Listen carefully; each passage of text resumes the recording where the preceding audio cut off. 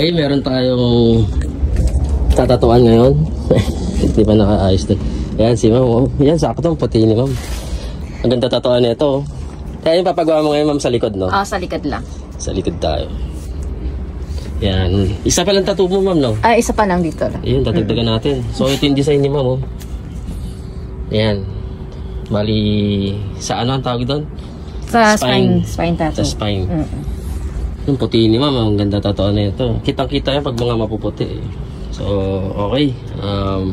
Dikitan natin yung stencil ni ma'am. Sige. Ano, ready ka na, ano? Ilagay na natin yung tattoo mo. Medyo kinakabahan pero okay na. Sige, huwag kang kakabahan kasi kaya mo yan. Pagka hindi mo na kaya, sabihin ka na lang, aray ko! Gano'n. Okay. Sige. Ilalagay na natin yung ano mo, stencil mo, no? Sige, sa likod. Okay. Pwede mo na alisin yan, ma'am.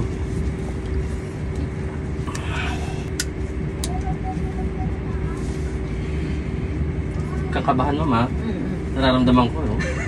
Ay, ito pala. Ang lakas ng tibok. Parehas din daw kasi likod. Kaya na.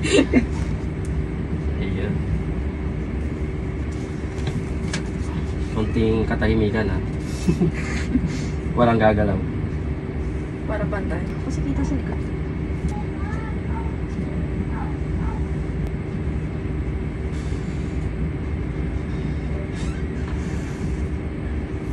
So yun, start na natin.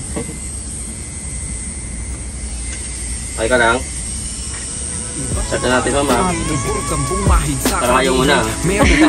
Kinakabahan na ako. Panandalian, disenyong ilalapat na hindi pinagsisihan. Kahit sa paningin ng iba, ito'y pinandirian. Utak at puso ang nagkasundo, pinanghawakan. Ang mga komento'y di inisip pagkustinawanan. Kanya-kanyang buhay at desisyon ng ginagalawan. Pagkatinggit mo'y di mo lang kaya na masabayan. Hindi ako guro pero nagbibigay marka. Binubuhay ang pamilya gamit sining kong gawa. Kahit duming itinuring ng mapanghusgang mata, malinis ko na kinikita laman ng aking bulsa. O pusta, marami na namang mapanghusga, na akala mo hurado malala pa sa husgado. Kung bastos ako na tao, ba't ang dami kong babaeng kakulabo? Komportable sa serbisyong komediante ang estilo. Tusok ng mga karayong, mas masakit pa ang husgahan ng mga tao.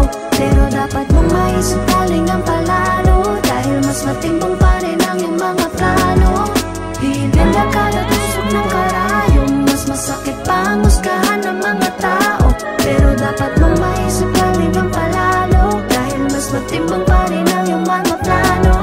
Kahit napakaraming negatibo sa iyong paligid nakatitig, sa iyong balat na tila nandidire, di mo kailangan makipagpataasan ng ihe. Ang dapat mo lang gawin ay makinig at manahimik, kasi ang sarap mabuhay sa mundo ng mapayapa. Enjoyin mo kada oras, wag na wag kang magsasawa. Kung may nanguhusga